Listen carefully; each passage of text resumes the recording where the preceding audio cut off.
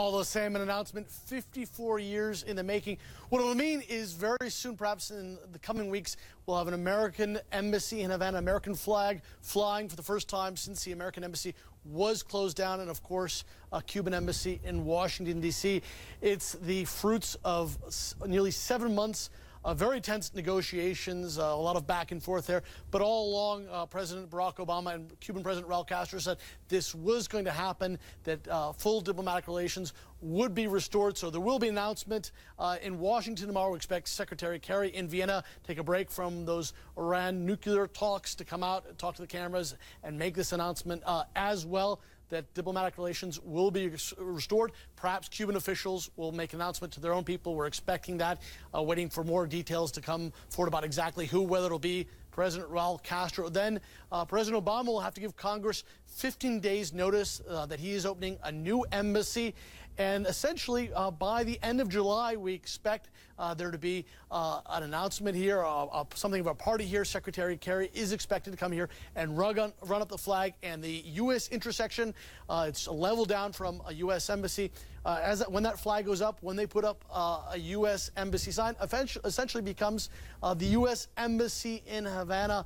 Certainly a piece of history being made there as these Cold War enemies are finally putting the past behind them and moving forward to a new stage in this often contentious relationship. Michael and Amara. Quite historic that we're seeing these steps finally being taken. It was announced, I believe, 6 months ago, President Obama saying that the U.S. would be normalizing relations with Cuba. You've been on the island for quite some time now. I'm just curious to know, because travel restrictions were lifted on Americans wanting to travel there. Obviously, there are some conditions attached to traveling to Cuba. But what have you seen that's changed there on the island since this announcement came down 6 months ago?